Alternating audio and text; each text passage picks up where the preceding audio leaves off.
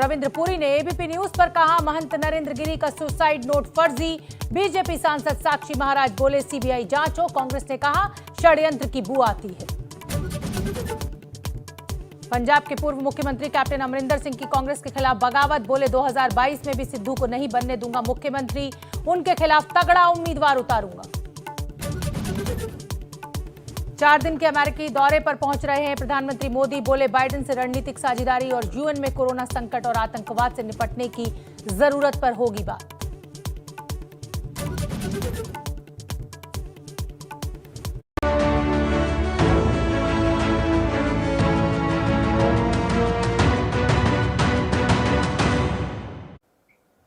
नमस्कार, वक्त हो गया है भारत की बात का और आपके साथ मैं हूं शोभना यादव।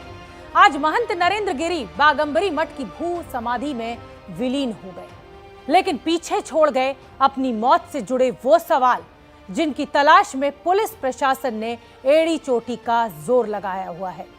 कथित सुसाइड नोट में मौत के लिए जिम्मेदार लोगों के नाम थे, लेकिन अब उस सुसाइड नोट को साजिश नोट कहा जा रहा है। कल तक जिस बलबीर गिरी को उत्तराधिकारी माना जाने लगा था, अब उस नाम पर भी सस्पेंस हो गया है। संत की समाधि के बाद विरासत की जंग के आसार दिखने लगे हैं। मठ के महाबली के लिए महाभारत पर होगी बात, लेकिन शुरुआत उन तस्वीरों के साथ जब महंत नरेंद्र गिरी को भू समाधि दी जा रही थी।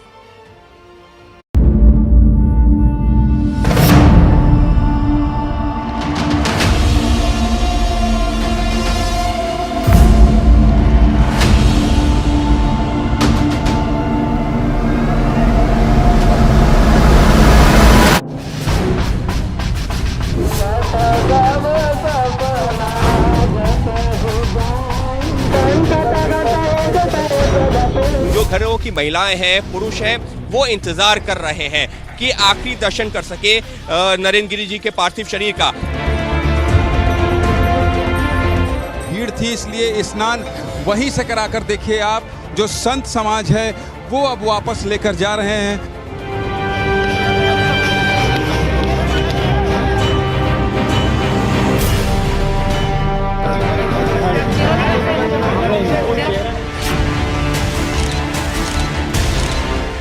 जैसा महंत नरेंद्र गिरी ने कथित सुसाइड नोट में लिखा था, ठीक वैसे ही उनकी भू समाधि की प्रक्रिया को संपन्न किया गया।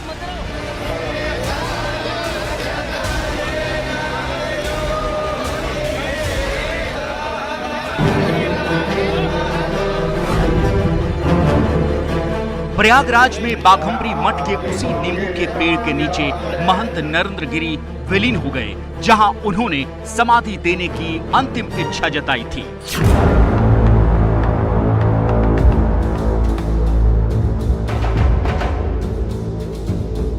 और इच्छा को पूरा करने के लिए मठ के भीतर करीब 12 फीट गहरा गड्ढा खोदा गया।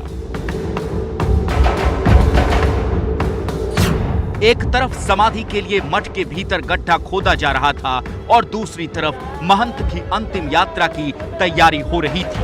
अंतिम यात्रा के लिए 100 क्विंटल फूल मंगाए गए, लेकिन अंतिम यात्रा शुरू होने से पहले महंत का पोस्टमार्टम किया गया। 8 डॉक्टरों के पैनल ने मिलकर पोस्टमार्टम किया, जिसकी शुरुआती रिपोर्ट में आत्महत्या की बात सामने आई है। पोस्टमार्टम के बाद महंत नरेंद्र गिरी के शव को फूलों से सजे रथ में संगम तट पर ले जाने की प्रक्रिया शुरू हुई।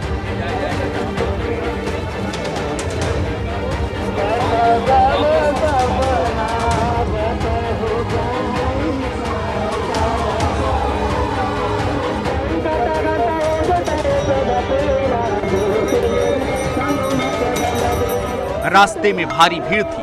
अंतिम दर्शन के लिए भीड़ उमड़ने की आशंका को देखते हुए प्रयागराज शहर के 12वीं तक के सभी स्कूल कॉलेज की छुट्टी कर दी गई थी। हुआ भी वही, प्रयागराज की सड़कों पर भीड़ का ऐसा हुजूम उमड़ा कि घाट तक पहुंचने का समय खिसकता चला गया। महंत नरेंद्र गिरी का शव जब काफिले के साथ घाट के पास पहुंचा तो मौके पर एबीपी न्यूज संवाददाता ज्ञानेंद्र तिवारी मौजूद थे, जो दिखा रहे हैं कि कैसे रथ ढोल नगाड़ों के साथ साथ आगे बढ़ रहा था। महंत नरेंद्र गिरी का पार्थिव शरीर संगम तट की ओर आ रहा है और देखिए किस तरह से हुजूम है लोगों का और कितनी भीड़ है। बड़ी संख्या में साधु संत श्रद्धालु सभी लोग जो है वो बैंड बाजे के साथ यहाँ पहुँच रहे हैं और ये संगम तट की क्या प्रक्रिया है वो भी मैं आपको बताऊंगा।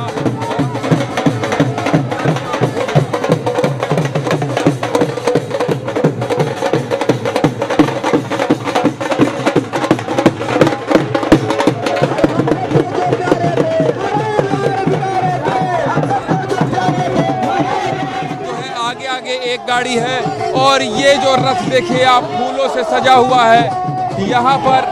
ये रथ, इस रथ में महंत नरेंद्र गिरी का पार्थिव शरीर है और इस तरफ आता हूं मैं आपको दिखाता हूं तस्वीर किस तरह से बड़ी संख्या में उनकी नारेबाजी कीजिए जब तक सूरज चढ़ा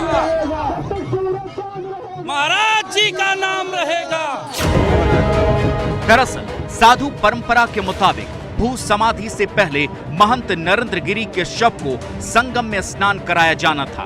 इसके लिए घाट पर पूरी तैयारी भी थी, लेकिन भीड़ इतनी ज्यादा थी कि शव को ट्रक से न उतारने का फैसला किया गया और साधु पार्टी में ही संगम का जल लेकर ट्रक के भीतर गए और वहीं शव को स्नान कराया गया।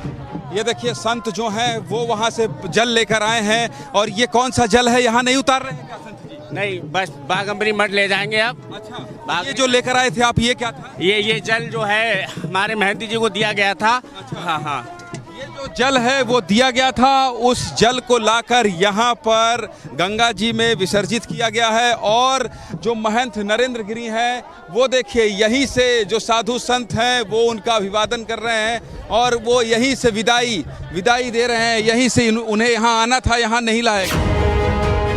स्नान के बाद महंत नरेंद्र गिरी को नए वस्त्र पहनाए गए। उनका शव संगम घाट से लेटे हनुमान मंदिर के लिए ले जाया गया।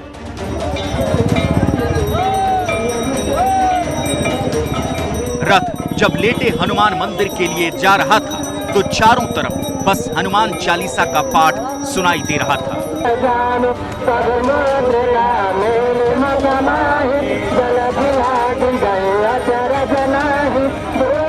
प्रयागराज का हनुमान मंदिर वो जगह है जहां से महंत नरेंद्र गिरी का विशेष लगाव था। तो बड़े हनुमान मंदिर से उनका क्या जुड़ाव है, क्या नाता है? अगर वो इलाहाबाद में है, प्रयागराज में है, तो 8 घंटे, सुबह 4 घंटे और सुबह शाम 4 घंटे वो इस बड़े हनुमान मंदिर में देते थे और यहाँ बैठकर वो लोगों से मिलते थे। आज उनकी गद्दी एबीपी न्यूज़ ने दिखाई कि कैसे पिछले 3 दिन से आज तीसरा दिन है उनकी गद्दी खाली थी और जो उनके भक्त थे, सेवक थे मंदिर के, वो ये कह रहे थे कि हमारे तो अन्नदाता चले गए। हम कुछ नहीं बता पाएंगे भाई, हम लोग बहुत दुखी हैं। हमारे अन्नदाता थे, पालन थे, सब पालनहार वही थे। हम लोग बहुत दुखी हैं, हम लोग कुछ जवाब नहीं दे पाएंगे। इसके बाद महंत नरेंद्र गिरी के शव को बाघम्बरी मठ ले जाया गया जहां उन्हें भू समाधि दी जानी थी। इस गुफानुमा जगह पर नरेंद्र गिरी का शव रखने से पहले नमक की बोरियां रखी जाती हैं। ये वही बोरियां हैं जो एक एक करके समाधि की जगह पर रखी जा रही हैं।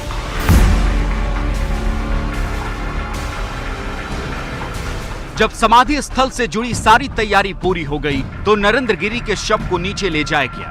नमक की बोरियों के ऊपर महंत नरेंद्र गिरी के शव को बैठी हुई मुद्रा में रखा गया जहां उनका 16 श्रृंगार किया गया और फिर पंच द्रव्य से पूजा की गई।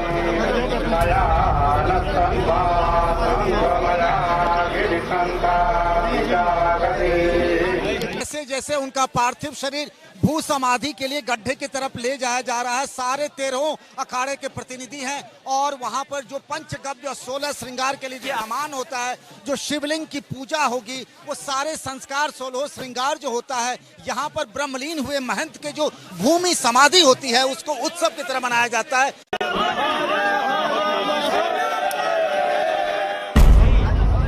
समाधि देने के अगले दिन यानी कल से समाधि पर दोनों वक्त धूप, दीप और भोग लगाया जाएगा और 1 साल पूरा होने के बाद समाधि के ऊपर शिवलिंग की स्थापना की जाएगी जिस पर सुबह शाम जलाभिषेक होगा। भू समाधि इसलिए की जाती है कि महात्मा की समाधि की पूजा होती है। महात्मा वहां उस समाधि में स्थापित रहता है।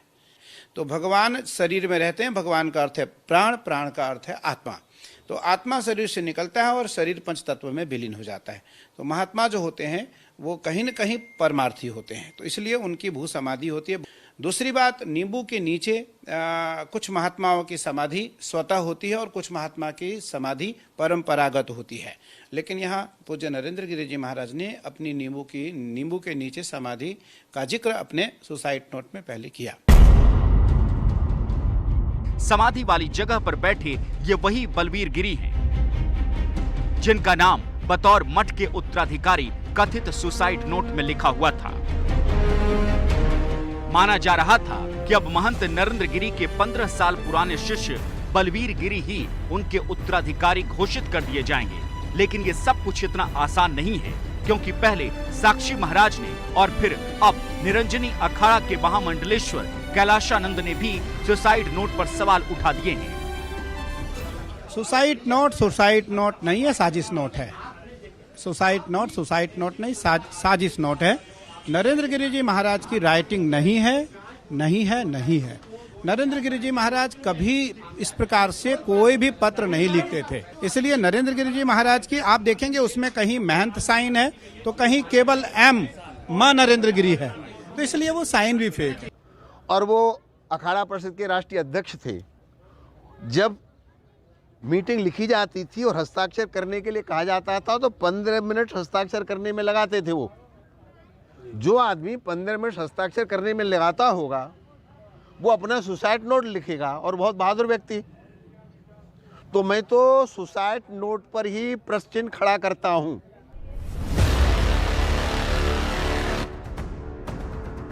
कैलाशानंद गिरी सुसाइड नोट को साजिश नोट करार दे रहे हैं, क्योंकि उनका कहना है कि नरेंद्र गिरी इतना लिख ही नहीं पाते और जो लिखा हुआ है उसमें अंतर है।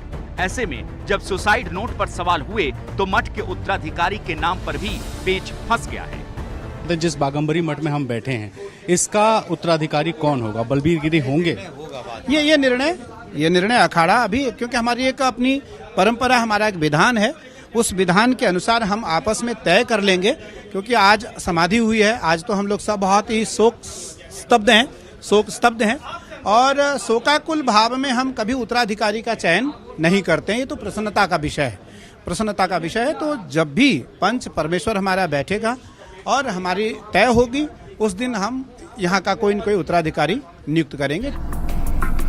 दिलचस्प ये है कि सुसाइड नोट को लेकर जो सवाल आज कैलाशानंद गिरी उठा रहे हैं, ठीक वैसे ही सवाल महंत नरेंद्र गिरी के शिष्य और आरोपी आनंद गिरी ने उठाए थे। मुझे अभी कुछ भी नहीं पता है, मैं गुरुजी की राइटिंग को पहचानता हूँ। उन्होंने जीवन में कभी लेटर नहीं लिखा, और वो जो करते थे स्वयं करते थे, सीधा करते थे।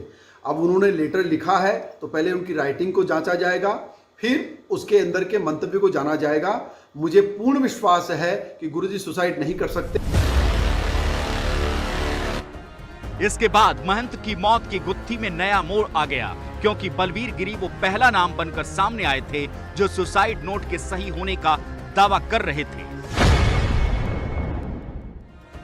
लेकिन मंगलवार को दिए बयान पर बलबीर गिरी बुधवार तक भी नहीं टिक पाए और एबीपी न्यूज संवाददाता रणवीर के सवाल का जवाब देते हुए बलबीर गिरी सुसाइड नोट पर दिए बयान से पलट गए।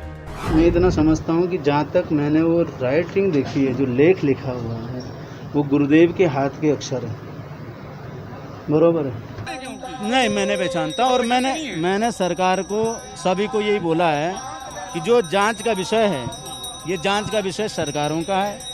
जो एजेंसियां, इनका कार्य है, ये निकालें दूध का दूध, पानी का पानी। फालतू बोलने से कोई अर्थ नहीं निकलता। बलबीर गिरी जो सुसाइड नोट के मुताबिक महंत नरेंद्र गिरी के उत्तराधिकारी माने जा रहे थे, उन्होंने 24 घंटे के भीतर अपना बयान बदल दिया और यहीं से मौत की गुत्थी और उलझने लगी। सवाल उठने लगे कि आखिर बलबीर गिरी का कौन सा बयान सही है? क्या वो किसी के दबाव में बयान बदल रहे हैं या फिर अंधेरे में तीर चला रहे हैं? बलबीर गिरी यहाँ तक कह चुके हैं कि चाहे तो उनकी भी जांच करा ली जाए। जो उनकी इच्छा है, हर अभी तक जितने भी कार्यक्रम हुए वो सब उनकी इच्छा के अनुसार ही हो रहे हैं। तो वो जो परमात्मा ने निर्धारित कर रखा, जो हमारा पंच परमेश्वर निर्धारित करेगा, उसके अनुसार। आप तैयार हैं उसके लिए? मैं हमेशा से हर तरह से तैयार हूँ, लेकिन ये उनका आशीर्वाद है, उनका सानिध्य है। बस मैं बैठा हूँ ना, कहीं जात हूँ ना, मैं कुछ बना हूँ नहीं, नॉर्मल साधक हूँ, नॉर्मल साधु हूँ, आ रखा हूँ, समाधि में आया हूँ। नाम चिट्ठी में है, उसी ने साजिश की है। बहुत बढ़िया है। आप पे आरोप लगाया है। कोई बात नहीं, मैं तैयार बैठा हुआ हूँ ना। आप जांच के लिए तैयार हैं? बिल्कुल, क्या मतलब है, ये बैठा हूँ। महंत नरेंद्र गिरी के एक शिष्य जो उत्तराधिकारी की दौड़ में सबसे आगे है, वो जांच की बात कर रहे हैं, जबकि दूसरे शिष्य आनंद गिरी को 14 दिन की न्यायिक हिरासत में भेज दिया गया है। दो सवाल हैं जिनके जवाब का इंतजार है। एक, महंत नरेंद्र गिरी की आत्महत्या की वजह क्या है? दूसरा, महंत नरेंद्र गिरी का उत्तराधिकारी कौन होगा? चर्चा में दो नाम हैं, एक बलबीर गिरी और दूसरा 40 साल के आनंद गिरी। करीब करीब एक ही वक्त दोनों महंत नरेंद्र गिरी के शिष्य बने थे। आनंद गिरी प्रयागराज के मठ में रहते थे, जबकि महंत नरेंद्र गिरी ने बलबीर गिरी को हरिद्वार आश्रम का प्रभारी बना रखा था।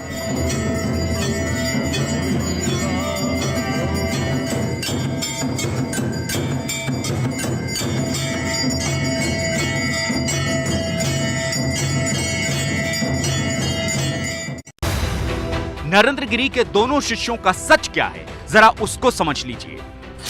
आनंद गिरी कथित सुसाइड नोट में मौत के जिम्मेदार बताए गए हैं, जबकि बलबीर गिरी को इस सुसाइड नोट में उत्तराधिकारी बताया गया है। आनंद गिरी ने साल 2000 में संन्यास की दीक्षा ली, जबकि बलबीर गिरी ने 2005 में संन्यास की दीक्षा ली। आनंद गिरी प्रयागराज में महंत के बाद नंबर 2 थे। बलबीर गिरी हरिद्वार के बिल्केश्वर मंदिर की देखरेख करते थे। आनंद गिरी 2019 तक महंत के सबसे प्रिय शिष्य माने जाते थे, लेकिन आनंद की वजह से ही बलबीर गिरी 2019 में हरिद्वार से प्रयागराज बुलाए गए। आनंद गिरी ने सुसाइड नोट की लिखावट पर सवाल उठाए, जबकि बलबीर गिरी ने लिखावट की पहले पुष्टि की और फिर पलट गए। आनंद गिरी विवादों में घिरे रहने की वजह से चर्चा में रहे, जबकि बलबीर गिरी का अब तक किसी विवाद में नाम नहीं है। आनंद गिरी बड़े लोगों के साथ अक्सर दिखते रहे, वहीं बलबीर गिरी सार्वजनिक रूप से कभी सक्रिय नहीं दिखे। कहा तो जाता है कि नरेंद्र गिरी ने आनंद गिरी को ही अपना उत्तराधिकारी बनाने का फैसला कर लिया था, लेकिन 2019 में ऑस्ट्रेलिया में आनंद गिरी की गिरफ्तारी के बाद उन्होंने अपना ये फैसला बदल लिया और फिर बलबीर गिरी को उन्होंने हरिद्वार से प्रयागराज अपने पास बुला लिया। ये भी कहा जाता है कि यहीं से इन दोनों के बीच में विरासत की लड़ाई की नींव पड़ गई। ऐसे में सवाल ये कि प्रयागराज के बागंबरी मठ का महाबली कौन होगा, क्योंकि महंत नरेंद्र गिरी के कथित सुसाइड नोट भी अब सवालों के घेरे में है। और इसी बीच महंत केस में एसआईटी ने तीसरे आरोपी संदीप तिवारी को गिरफ्तार कर लिया है। संदीप आद्या तिवारी, जो कि मुख्य पुजारी हैं लेटे हुए हनुमान मंदिर के, उनका बेटा है। कल संदीप की भी प्रयागराज कोर्ट में पेशी होनी है। तो वहीं हरिद्वार में भारत साधु समाज ने आनंद गिरी को अंतर्राष्ट्रीय अध्यक्ष पद से कार्य मुक्त कर दिया है। आज इतना ही। ब्रेक के बाद वायरल फटाफट, कल आपसे फिर होगी मुलाकात। तब तक के लिए नमस्कार।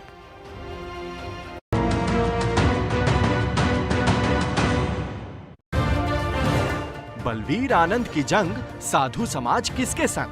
सुमित अवस्थी के साथ इंडिया चाहता है, रात 8 बजे। भारत की बात पावर्ड बाय राकेश मसाले, असली स्वाद बांटने से बढ़ता है। को पावर्ड बाय सरो डिश वॉश बार, बर्तन वही चमक नई। ओमी जी, एसिडिटी हो तो ओमी लो। संभल के, I'll manage। फ्लैट अच्छा है पर घर वाली बात नहीं है। तुझ में देखी मेरी परछाई। इसमें इस बात आप जो चाहते हैं हम वो दिखाते हैं। आपका पसंदीदा शो है इंडिया चाहता है, और वो इसलिए आपका फेवरेट है क्योंकि ये देश का एकमात्र ऐसा न्यूज शो है जो आपकी राय जानने के बाद बनाया जाता है। यानी आप दर्शक ही इस कार्यक्रम के असली प्रोड्यूसर डायरेक्टर हैं। इस शो में शिरकत करने के लिए बस आपको इतना करना है कि आप एबीपी लाइव ऐप पर जाएं, इंडिया चाहता है के बैनर पर क्लिक करें और पेज में दिख रहे पोल में अपनी पसंद की खबर को वोट देकर चुन लें। इसके साथ आप सभी दर्शक abplive.com/इंडिया चाहता है पर जाकर भी इस पोल में हिस्सा ले सकते हैं और फिर अपनी चुनी हुई खबर को देखें हमारे साथ रात 8 बजे इंडिया चाहता है में। आपके पसंदीदा न्यूज शो इंडिया चाहता है में आपकी हिस्सेदारी और बढ़ गई है, आपको और एम्पावर कर दिया गया है। अब से आप हमारी लीड स्टोरी पर मेरी राय से सहमत हैं तो आपको मिस्ड कॉल देनी होगी 7823944001 पर, और अगर आप मेरी राय से सहमत नहीं हैं तो आप 7823944002 पर मिस्ड कॉल दे सकते हैं। शो के दौरान लाइव मिस्ड कॉल्स के नंबर्स भी आपके सामने फ्लैश होते रहेंगे। देखते रहिए इंडिया चाहता है, सोमवार से शुक्रवार रात 8 बजे सिर्फ एबीपी न्यूज पर। राष्ट्र के हित के लिए, जनता की जरूरतों के लिए समय और